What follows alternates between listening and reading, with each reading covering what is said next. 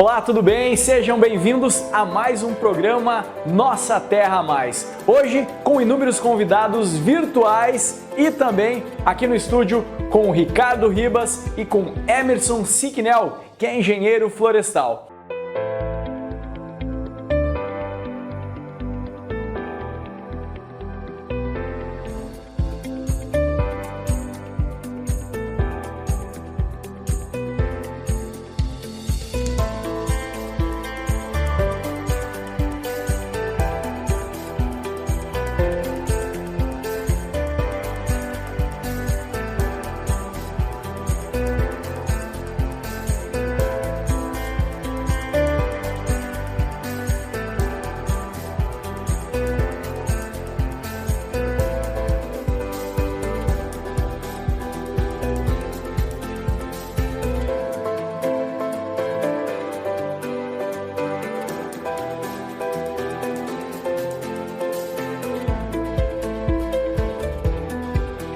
Para começarmos esse programa, vamos ouvir um depoimento da professora Renata Rota sobre florestas urbanas. O processo de urbanização, infelizmente, deixa muito a desejar em se tratando de espaços verdes, espaços livres e com vegetação nas áreas urbanas.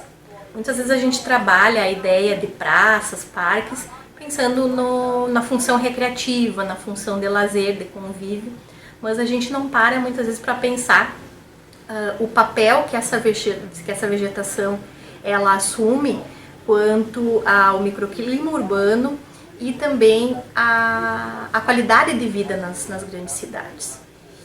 E muitas vezes o planejamento, o desenvolvimento urbano, ele acaba focando em manter essas áreas em áreas periféricas, essas áreas de vegetação, quando na verdade a gente precisa ter essa distribuição de áreas de matas, de vegetação, inclusive vegetação mais densa dentro do espaço urbano.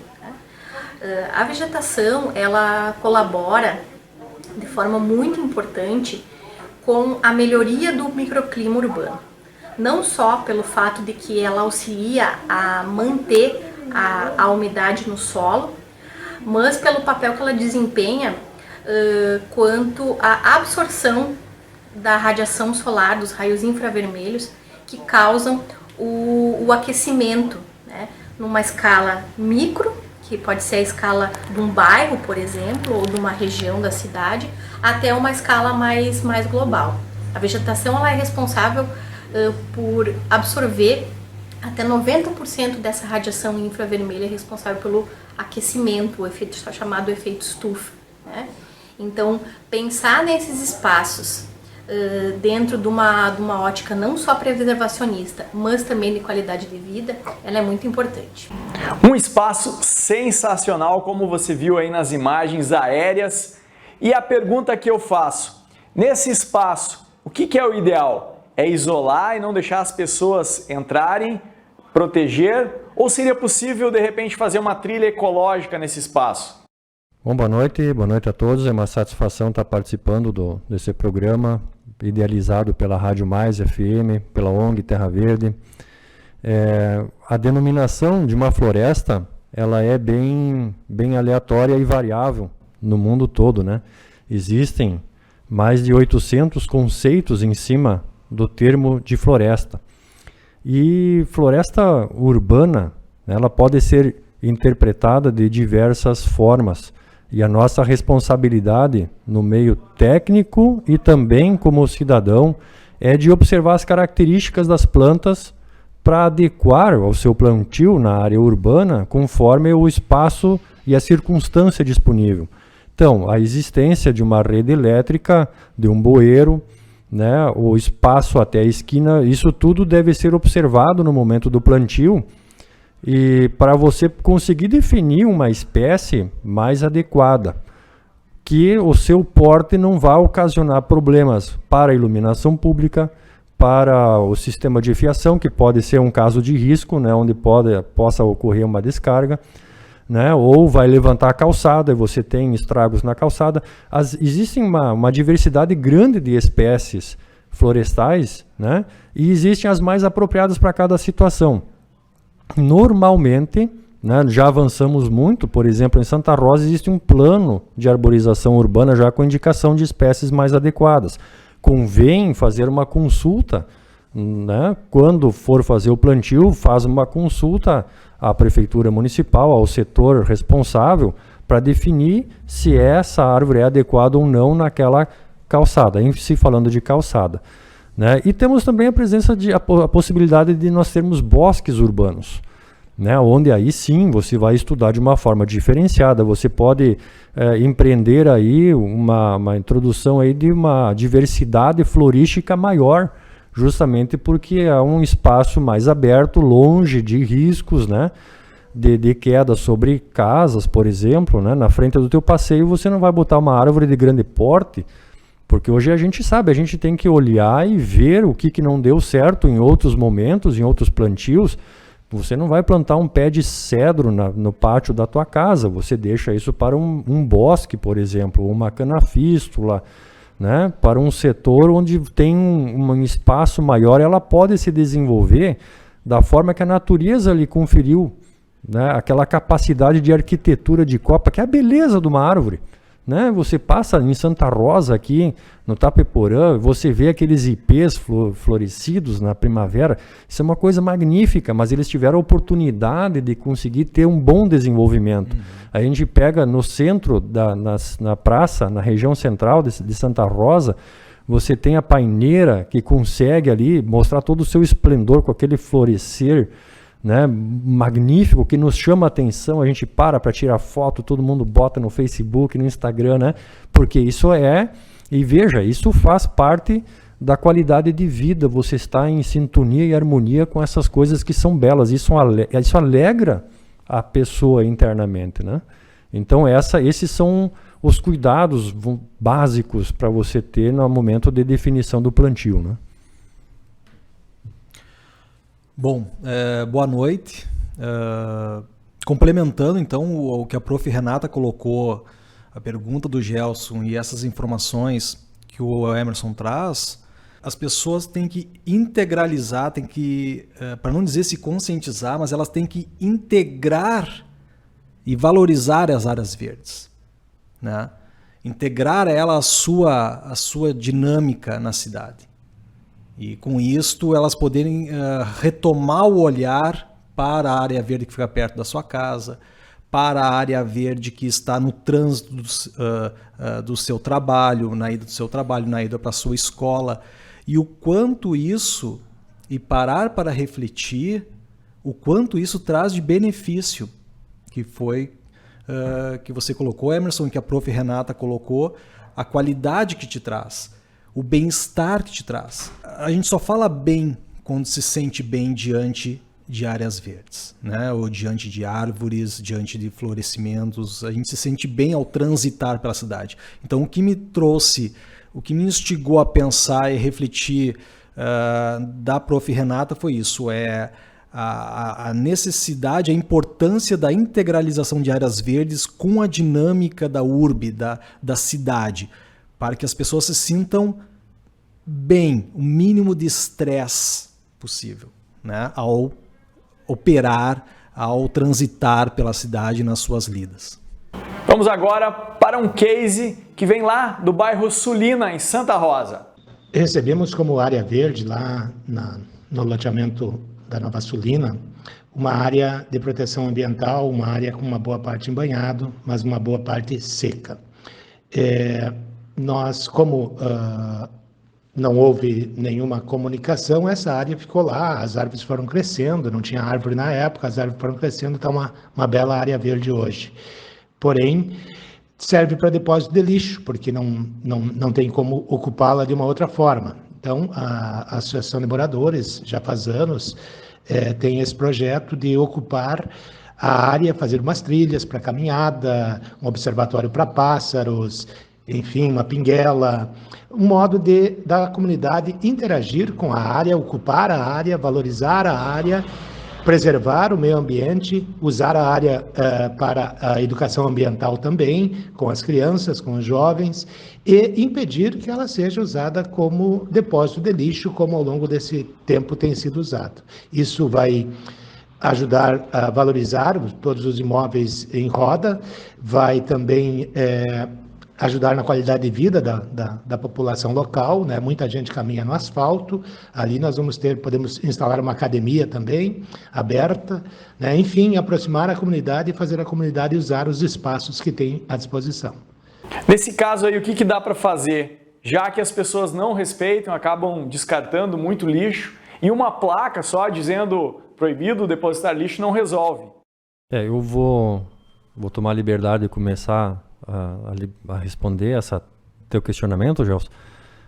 Isso é uma responsabilidade compartilhada, né? A gente não pode só esperar as ações do poder público. Você pega a estrutura que existe na Prefeitura de Santa Rosa, é uma estrutura muito boa. E nós temos técnicos e pessoas muito competentes ali dentro do setor do meio ambiente, envolvidos, mas o volume de serviço deles é enorme.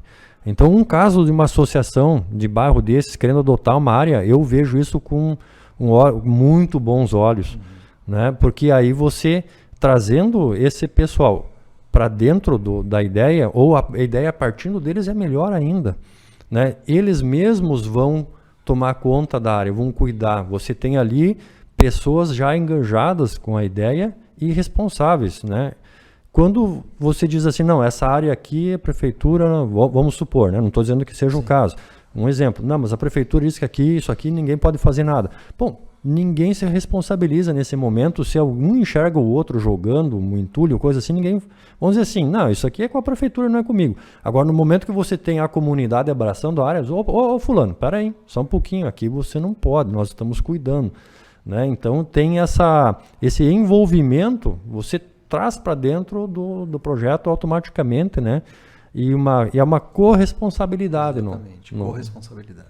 No caso, né? Complementando essa palavra também, se não fosse o Emerson dizer, eu ia corresponsabilidade, né? Tu empodera então a comunidade a pensar junto com o gestor público na qualidade de vida, e que envolve daí essa floresta em questão, nesse case, por exemplo, envolve em pensar, projetar e, se tudo der certo, executar e depois manejar.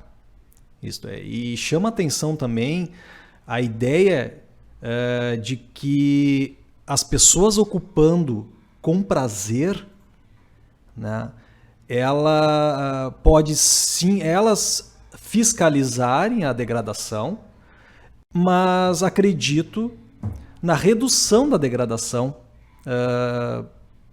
vamos dizer assim, indiretamente, sem ser explícito, né?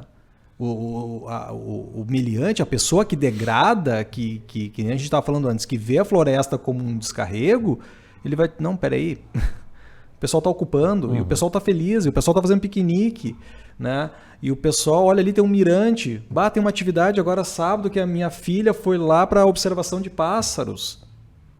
Então, vamos dizer assim, nesse case da Nova Sulina, é a apropriação da população como forma de manutenção. Obrigado a todos, nós voltamos semana que vem, já que hoje o tempo se esgotou. Ainda temos inúmeros depoimentos para ouvir. Juliana Meller, Gabriel Brutti, tem a irmã Cecília lá do Bosque das Franciscanas. Eu agradeço ao Ricardo e também ao Emerson, que estarão de volta na semana que vem com mais um programa Nossa Terra Mais.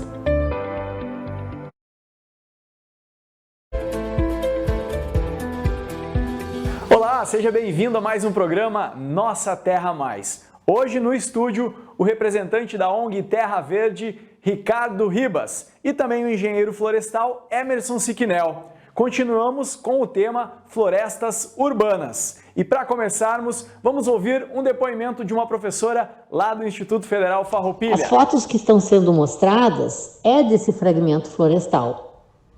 É uma APP, uma área de preservação permanente.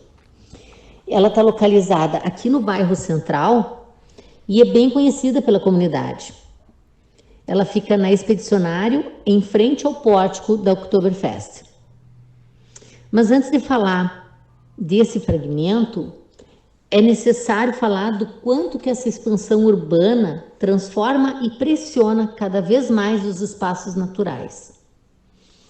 O que torna esses ambientes urbanos fragilizados e, consequentemente, colocam em risco os componentes hídricos, né? Vale lembrar que é aqui nesse fragmento florestal que nasce a Sanga do Inácio, um dos cursos hídricos da cidade. Mas também ela coloca em risco o clima, a flora, a fauna, né? Todo o ecossistema urbano. É preciso que a gente faça uma reflexão em torno das várias dimensões desse espaço, desse meio ambiente. Da dimensão política, da dimensão ética, social, cultural, econômica, ecológica. É necessário que todas essas dimensões elas estejam em harmonia para que nós possamos pensar as florestas urbanas como algo positivo na nossa qualidade de vida. Então, quando a gente olha essas fotos, a gente pensa o que faz as pessoas tratarem com tanto descaso as florestas urbanas. O que me chama a atenção do depoimento dela é, mesmo com essa ideia de colocar trilha ou fechar, existe essa análise multidimensional. Isso é, tu não foca apenas numa única dimensão. A proteção da nascente, ou das nascentes que tem lá, tem várias nascentes até. Mas tu analisa toda uma dimensão cultural, né? Tá, vamos botar trilha, mas o pessoal vai respeitar. Ah, tem andarilhos que entram, mas tem vizinhos lá, tem moradores próximos que degradam a área, né? O que me chama a atenção desse depoimento da Prof. Luciane é o que se passa na cabeça das pessoas de que eu estou fazendo uma reforma em casa, pego o entulho, olho para a área verde e coloco lá. O que se passa na tua cabeça? Isto é, tu joga assim como se a natureza vai compostar aquilo, ela vai esconder aquilo, os animais vão comer. Por quê? Por que isso? Sabe, é difícil? É falta do poder público. Tia, mas tem teleentulho. Isto é, tu tem deveres a fazer. Mas mesmo tendo deveres, a prof chama atenção para essa... o que se passa na cabeça de olhar para uma área verde e não ver ela como a gente colocou antes da prof. Renata também, integrada à sua qualidade de vida. Ver ela como um aterro. Né? Um aterro. Então, mesmo aparecendo propostas de revitalização, que depois vai ter outros depoimentos também, de cases aí da região, a análise é mais profunda sobre o aspecto psicossocial, comportamental, cultural. Prefeito Emerson, concorda? Concordo em gênero, número e grau. Né? É uma avaliação bem específica, um exemplo interessante, né? Das nascentes da Sanga do Inácio. A professora Luciana fez um questionamento e nos remete às colocações que ela fez de todas as esferas que você tem que avaliar, ou de todas as áreas, nos remete àquilo que a gente tem batido na tecla há muito tempo. Né? E aos poucos isso está tomando forma de verdade no nosso dia a dia, que é o desenvolvimento sustentável. E dentro dessa perspectiva, o que é, em resumo, desenvolvimento sustentável? É socialmente justo, ambientalmente correto e economicamente viável. Né? Então esses três elementos têm que estar em harmonia para tu ter o desenvolvimento sustentável. E essa remessão, essa perspectiva, né, em cima do exemplo dado e do questionamento feito, olha, o que é melhor para essa área? É, sim, usar como um ponto de referência alguns trechos da área, né, para que visitação pública, trilhas ecológicas, para você ter o contato, para você não simplesmente, não, aqui ninguém entra, não, você tem essa, né, esse eu acho que é um erro muitas vezes, assim, a gente tem aquela perspectiva de a natureza, e aí você projeta a natureza lá fora e esquece que o ser humano é uma espécie animal, está integrado à natureza. Então nós dentro desse contexto, dentro do mato, qualquer ser humano se sente bem, né? Em virtude de toda aquela atmosfera que existe de vida ao teu redor e tal, né? O ambiente ser um ambiente climatizado naturalmente, vamos dizer assim, mas é um ambiente bom, tu respira diferente dentro de uma floresta, né? Então, mas tem uma parte sensível, tem a nascente, bom, ali tu isola, né?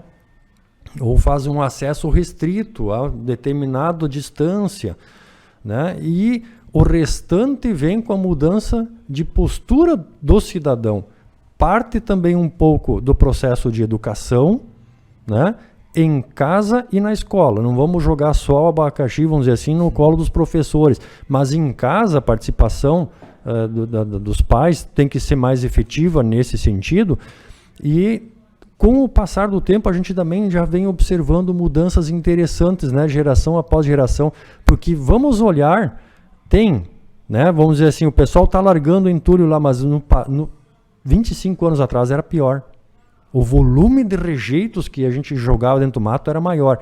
Se a população aumentou e o volume diminuiu, perspectiva positiva. Estamos trabalhando e não podemos parar. Ótimo. Dentro do sentido da educação. Estamos mudando, estamos começando a observar mudanças. Eu tenho muita esperança nas gerações que vêm por aí. Estão colhendo bons exemplos. Do quê? Das nossas proatividades. Também não adianta só falar. A gente tem que botar a mão na massa. Aí entra o quê? Exemplos efetivos como a ONG vem desenvolvendo. Projetos efetivos de recuperação de mata, de recolhimento de lixo. Mostrando o resultado de ações, né? E aí você tem o quê? O engajamento. Falar ou começar a fazer e abandonar pode dar a perspectiva para quem está olhando de, não funciona. Exatamente. Agora, quando você insiste e mostra o resultado positivo, nem que leve 5, 10 anos, tu vai ter o engajamento de outras que vêm atrás e estão te observando, com certeza.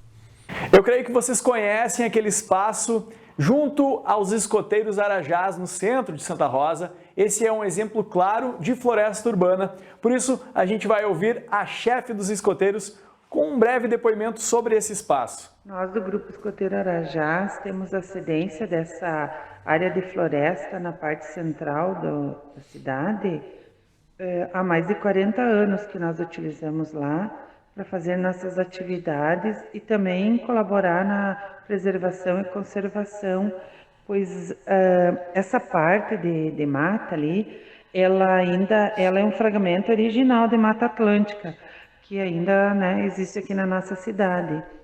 E só que um dos maiores problemas que nós enfrentamos ali é com as invasões e as pessoas que moram em torno ali do bosque jogam muito entulho e acham que lá é um depósito de restos de material de construção, das limpezas de pátio que fazem nas residências, eles jogam tudo lá. Então, esse é um dos nossos maiores problemas. E aqui de Santa Rosa, dos escoteiros Arajás, nós vamos para Horizontina ouvir o engenheiro Fernando Bins para falar sobre um espaço de conservação e uso sustentável. Nós estamos numa fase de transformar um fragmento de vegetação que existe, o maior fragmento de vegetação inserido no nosso perímetro urbano, num parque ecológico. Esta área ela foi doada para o município por uma família tradicional e nesse primeiro momento nós estamos então fazendo a transferência da área, a qual a gente constatou uma divergência de metragem, né, entre a matrícula e a área real. E num segundo momento nós estaremos então adentrando com um projeto de lei para a criação do Parque Ecológico da nossa Unidade de Conservação Municipal, porque entendemos que assim, só dessa maneira, nós vamos preservar essa que é o maior fragmento de mato que a gente tem inserido no nosso perímetro urbano e que também é importante para a conservação da fauna e flora local, né? Então, a gente, ao longo do tempo, aí a gente tem ações a curto, médio e longo prazo para ser implantado nesta área. No primeiro momento, a área vai ser fechada para nós entender qual é o grau de degradação que ela se encontra, né? Ela foi muito depredada, muito degradada no decorrer desses anos, né, porque ela não é cercada. Provavelmente nós vamos fechar ela ao público e vamos fazer um estudo interno. Isso vai desde levantamento de fauna, flora e outros levantamentos, né, de solo, essas coisas assim, de área de preservação. Num momento posterior, nós vamos então abrir ela ao público para que o público entenda e se conscientize quanto à preservação dessas áreas, né, a importância delas dentro do ambiente urbano, e para que também ela possa usufruir de uma maneira racional, podendo fazer um piquenique, uma atividade ao ar livre, e que eu acredito que a criação desse parque é um passo importante não só para o município, como para a região, porque é uma área grande, para vocês terem uma ideia, é uma área de mais de 14 hectares, que vão ser totalmente preservados. O estudante de Biologia e fotógrafo Gabriel Brutti fala um pouco do perfil das florestas aqui da região. É com você, Brutti. Quais são os diversos fatores e serviços ecológicos que as nossas florestas, os nossos fragmentos florestais, produzem hoje para a humanidade? Será que é apenas a produção de oxigênio a partir do dióxido de carbono para nós seres humanos respirarmos melhor, de um ar mais limpo? Ou também na diminuição dos gases do efeito estufa para a proteção do nosso globo? Infelizmente, o ser humano possui uma visão muito elitista e muito individualista, da qual ele só enxerga aquilo que o beneficia, e o pior, a curto prazo. E a gente acaba não nos atentando e não observando os diversos outros fatores ecossistêmicos que nos afetam tanto diretamente quanto indiretamente. Pois a nossa produtividade da questão alimentar, por exemplo, depende diretamente da conservação e preservação das nossas florestas. A qualidade das nossas águas depende diretamente das florestas. A nossa biodiversidade, a nossa fauna, a nossa flora, ela depende dessas florestas, tanto a nível local, regional, nacional, até mesmo a nível global. Pois sem as nossas florestas, nós não existiríamos. E como a gente está cuidando dessas florestas hoje? Vamos pensar em escala local. Como estão os fragmentos florestais de Santa Rosa, por exemplo? Hoje, o que restou da Mata Atlântica são apenas resquícios. São verdadeiras ilhas e pequenas ilhas que abrigam a nossa grande e rica biodiversidade, ou melhor, o que acabou restando dela. E infelizmente hoje, a gente possui poucos grandes fragmentos aqui dentro da nossa região. Por exemplo, aqui em Santa Rosa a gente possui um fragmento que é um dos maiores da mesorregião, inclusive, que é localizado no Rincão do Souza, que possui mais de 80 hectares de mata nativa. E dentro desse fragmento é uma verdadeira ilha, é um refúgio para essa biodiversidade, onde a gente documentou mais de 180 espécies de aves, mais de 10 espécies de mamíferos, sem contar os répteis, os insetos, os anfíbios também, né, fazendo verdadeiras descobertas e redescobertas para a nossa região. E infelizmente, um dos problemas que acabam afetando esses grandes fragmentos hoje é a caça predatória. Não é a caça de subsistência, pois a caça de subsistência hoje, ela ocorre em alguns locais, mas é muito difícil.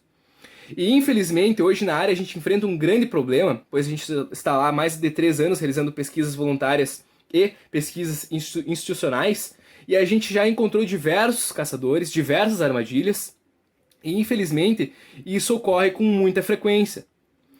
E se a gente já tem um número de fragmentos reduzidos, se a nossa biodiversidade já está reduzida a esses fragmentos, como a gente vai cuidar? Como a gente resolve esse problema do desmatamento e da caça?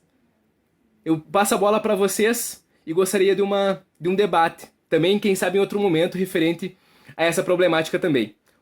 O que o Brutti coloca aí é a importância já numa visão que a gente transcende o município, que a gente tem que abrir o leque para uma visão regional, inclusive internacional, está envolvendo também a parte argentina, né, no nosso caso aqui, mas da importância das florestas, inclusive para manejo agrícola, né, seja para água, seja para solo, seja para um equilíbrio, né, de tentativa de conter pragas, barreiras, né.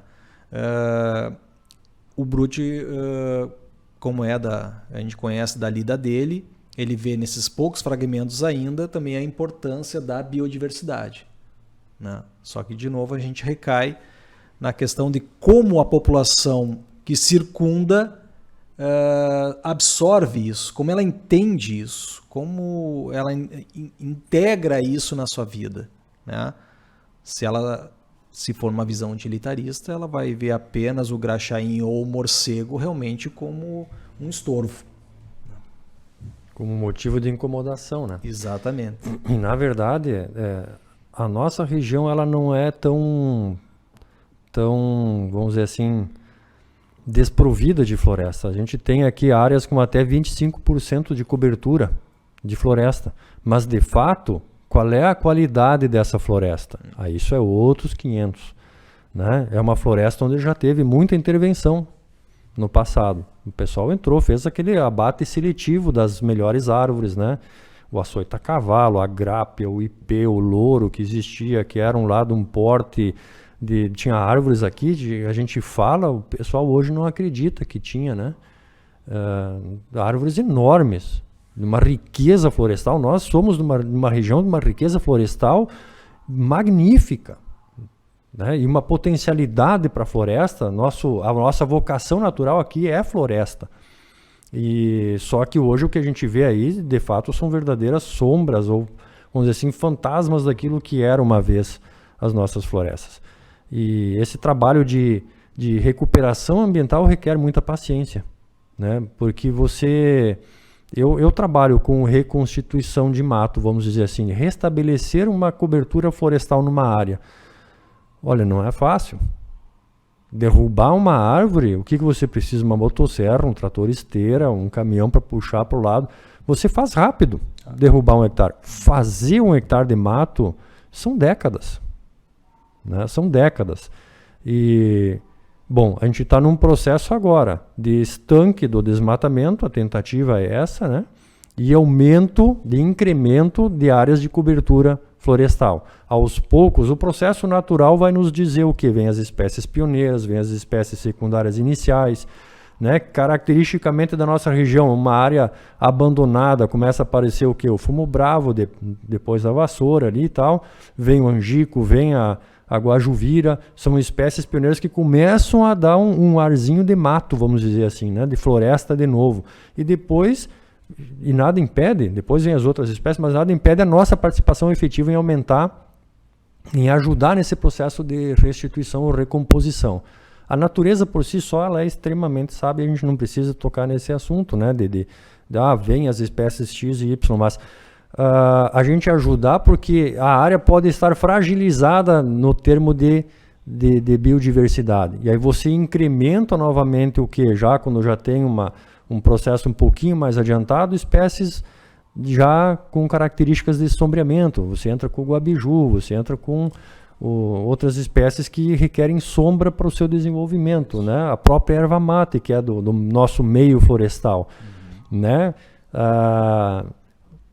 Conversando com a gurizada esses dias atrás, o pessoal ficou surpreso, mas como assim a erva mate é uma árvore? É uma árvore, ela não é um capim, ela é uma árvore, ela atingia 15 metros de altura, né? Hoje dificilmente você acha na nossa região aqui um fragmento ainda com essa erva mate nativa, né? Mas é da nossa riqueza local, é da nossa vocação também, né? Por isso que a gente foi um polo ervateiro muito forte, né? Em virtude disso, né? Tá atrelado a essa circunstância. O Clair Leuzin e o Marcos Cardoso dão agora alguns exemplos de como o agricultor pode utilizar a floresta a seu favor, tirando renda e ainda com a conservação. É a chamada agrofloresta. Primeira coisa é qualidade de vida, né? Não tem como falar em floresta sem falar em qualidade de vida. Isso é óbvio, assim, pode ser clichê, mas não tem como descrever de forma diferente, né? Tranquilidade, a sombra que ela traz, o próprio tomar o chimarrão no fim da tarde, lá do outro lado, tem uma sombrinha, né? Tudo isso aí é qualidade de vida, cara. E a floresta, além de proteger nossa horta aqui, nossa roça, todos esses benefícios físicos aí, né? Essa desconexão que nós tivemos com a natureza, de onde nós surgimos, de onde nós viemos, na verdade, né, os nossos antepassados aí, de longa data, e a gente acabou se afastando disso. E esse equilíbrio, a volta a esse equilíbrio, ela está se tornando necessária, inclusive ainda mais agora em função da degradação acentuada e tal. E se a gente não voltar aí algumas décadas atrás, quem sabe até séculos, né? E retomar essa situação, essa metodologia antiga que nós tínhamos, nós vamos caminhar para um rumo bem complicado, para uma direção bem complicada. Essa é a nossa ideia. Então esse envolvimento com os recursos naturais, ele tem que voltar a acontecer de uma forma mais completa, mais dinâmica, mais séria, inclusive. Então, com o sistema agroflorestal, eu vejo que uma das grandes vantagens é a gente manter essa riqueza que existe no solo, que é importantíssima para nós. Um outro aspecto que é mantermos a umidade, né, a água. Nós vemos aí quando a gente cava embaixo de uma palha, onde a gente tem plantado alguma coisa, qualquer tipo de cultura, ou várias culturas juntos, na verdade, aí nós vimos a riqueza daquela matéria orgânica que existe embaixo. Então essa integração com, por exemplo, espécies de saladas, aí você já tem bananeira, aí você tem um pé de moringa, e aí você tem o caqui, daí você tem a bananeira, tem a goiabeira, quando você já tem um eucalipto junto, que não tem problema nenhum você produzir um eucalipto junto, desde que seja equilibrado, né? Então essa integração, ela é muito saudável. A gente vê que esse consórcio, ele é muito saudável, muito benéfico. Tem bananeira, tem goiabeira, tem cítricos, tem capim pro gado, cara, sabe? É tudo junto, é tudo misturado. Tu não tem um canteiro para essa finalidade e outro canteiro para outra finalidade. Não, um vai ajudar o outro a se manter. Daí vem aquelas histórias de um solo saudável, né? Que uma planta vai deixando resíduo para outra, o solo vai enriquecendo, o bioma que existe aqui no nosso solo vai se enriquecendo, né? Não é só minhoca, daí é o corozinho, daí é mais aquele outro bichinho lá, né?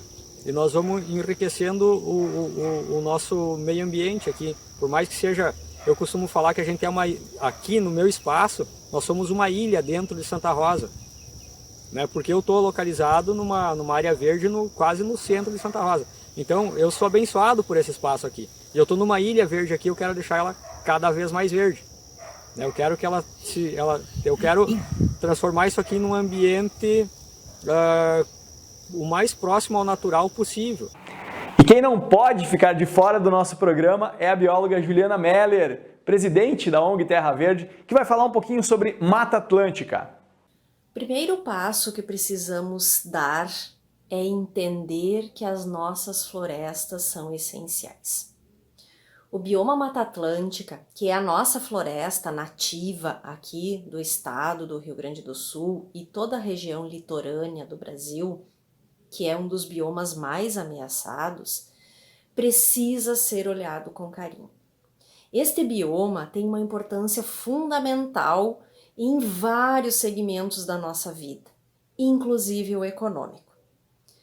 As nossas florestas, a Mata Atlântica, precisa ser conservada, precisa ser preservada. Por isso, no ano de 2006, depois de uma longa discussão, o Congresso Nacional aprovou uma lei federal que é denominada Lei da Mata Atlântica, Lei Federal 11.428 de 2006.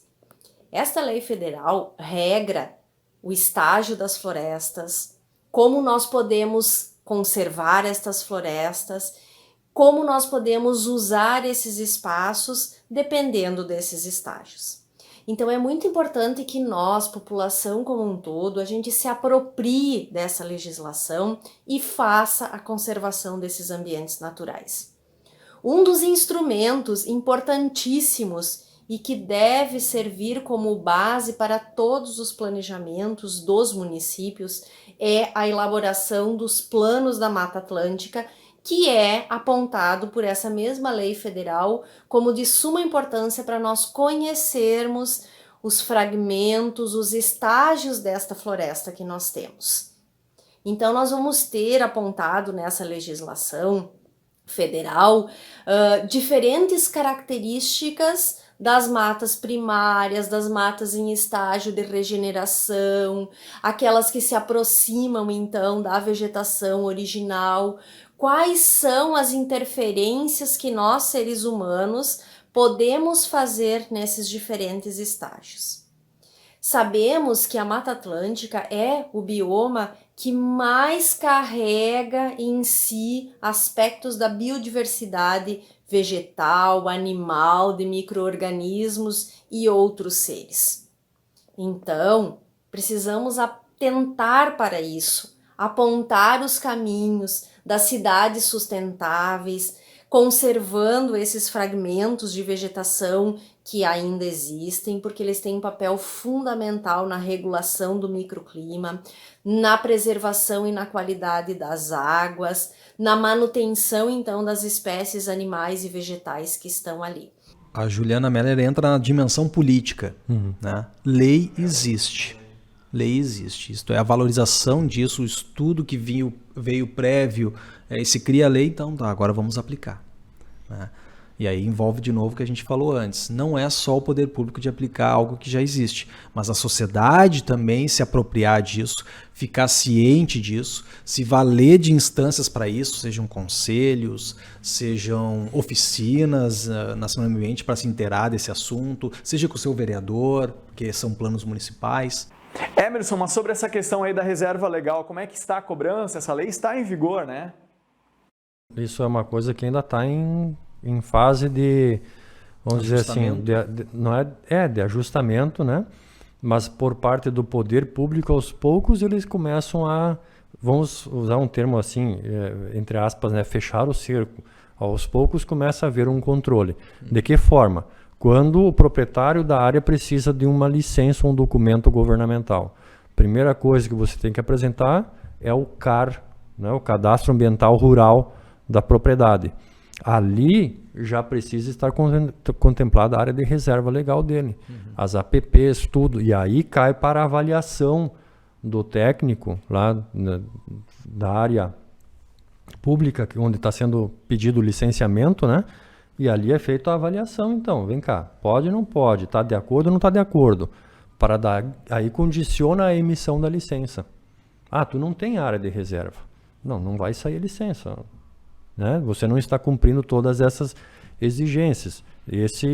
Essa parte da reserva tem funcionado mais ou menos assim. Não é uma cobrança geral, é a cobrança de quem precisa, nesse momento. Né? Porque todos os cadastros ambientais rurais ainda estão em processo de revisão. Né? E acredito que vai mudar muita coisa em cima disso ainda.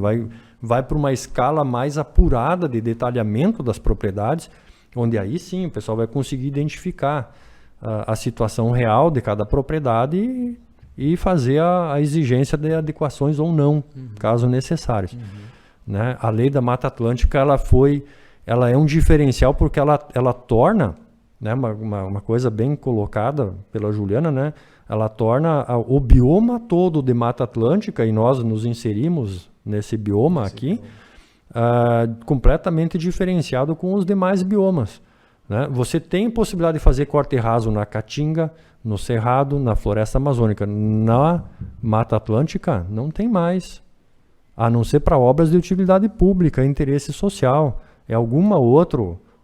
abre algumas possibilidades ali, né, de pequenas intervenções e tal, mas se não, o máximo que você pode fazer é o corte de capoeira, vamos chamar dessa forma, né, aquela floresta em estágio inicial de regeneração. Não existe mais licença. Olha, eu tenho 15 hectares de terra, 5 são mato, posso cortar 3, né, posso cortar 2, aí eu fico dentro da reserva. Não pode. Né? Essa lei, ela amarrou. O que tem, fica. Ninguém mexe mais. Foi um passo importante na preservação do bioma. Muito bom. Aí você tem que buscar manejar de uma outra forma. Exato. Né? Você não está impedido de fazer a extração florestal, de acordo com critérios técnicos e os legais também. Eu posso fazer o aproveitamento da madeira? Pode. Né? Se a mata comporta um aproveitamento, você pode fazer. Licenciado. Né, ter a licença. Ah, mas a mata é minha, né? Aquela ideia possessiva que a gente tem, né? Você pega os primeiros artigos ali, o primeiro ou o segundo do Código Florestal, eles colocam isso como bem de interesse público. Ou seja, está na tua terra, mas não é teu. Se fosse teu, tu não precisaria pedir a autorização para o governo. Quem gerencia isso é o governo, porque é bem de interesse público. Se você afeta a vegetação, você afeta a todos. A todos no entorno. Então, quem cuida disso, quem regra? O governo. A água é a mesma coisa. Por que eu tenho que pedir autorização para tirar água, para fazer irrigação? Porque não é teu. Né?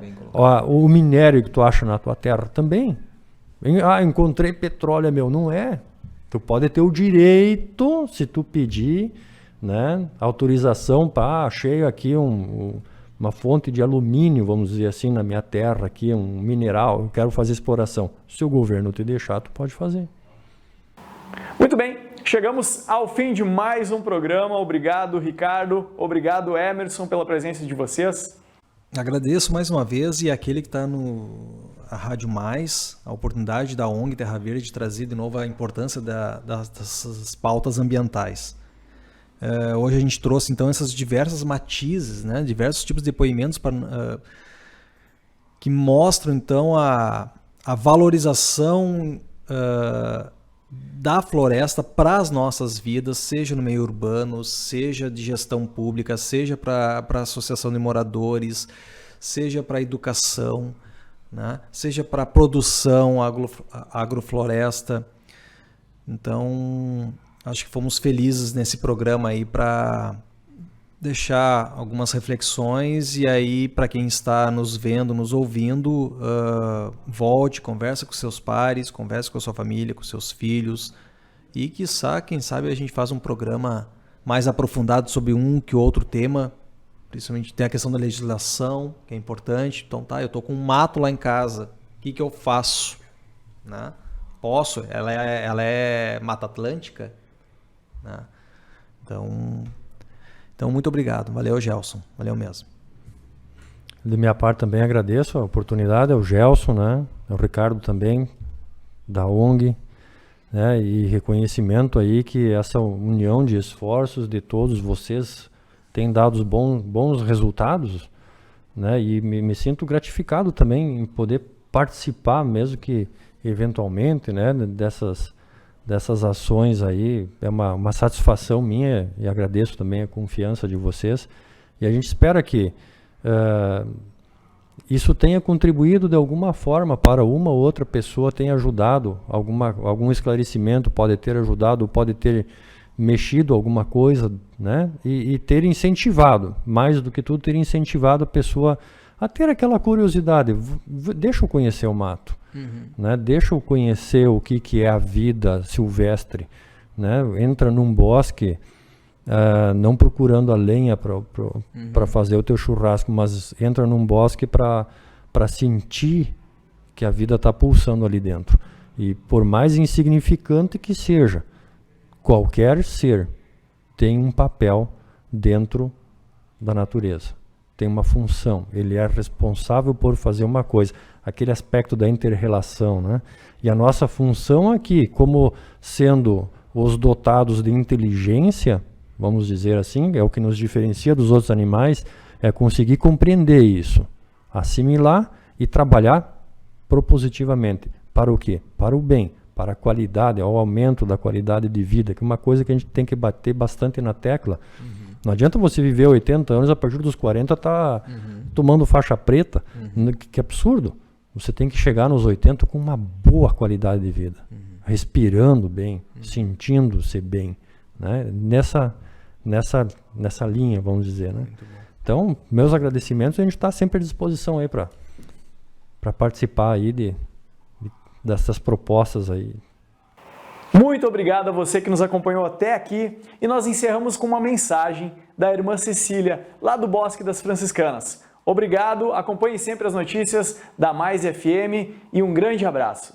Temos como um dos integrantes especiais do nosso carisma franciscano reverenciar toda a criação, toda. Portanto, precisamos proteger nossas florestas. O Papa Francisco nos diz: hoje, a natureza que nos circunda não é mais admirada, contemplada, mas devorada. tornamo-nos vorazes, dependentes do lucro e dos resultados imediatos a qualquer custo. O olhar sobre a realidade é cada vez mais rápido, distraído, superficial, enquanto em pouco tempo as notícias e as florestas se queimam. A floresta urbana é um recurso estratégico para o desenvolvimento da qualidade ambiental das cidades, reduzindo os impactos causados pela urbanização acelerada, tornando as cidades mais sustentáveis e mais resilientes. Agrupadas ou isoladas, as florestas urbanas exercem as mesmas funções de suas congêneres no campo. Elas favorecem a redução do escoamento das águas pluviais, melhoram a qualidade do ar e favorecem a economia de energia. Vejam o grande valor de nossas irmãs árvores e toda a bênção que guardam em seus recônditos troncos, raízes, galhos, folhas, vida que se ergue. Nossas irmãs árvores, com quem precisamos falar, sim, porque elas falam conosco. Elas nos protegem e cuidam de nós. O Papa Francisco ainda nos diz que, doentes do próprio consumo, nos preocupamos em ter o último aplicativo, mas não sabemos mais os nomes de nossos vizinhos, muito menos sabemos distinguir uma árvore da outra. E o que é mais grave, com esse estilo de vida, se perdem as raízes, se perdem a gratidão e a bênção por aquilo que temos e por quem nos deu.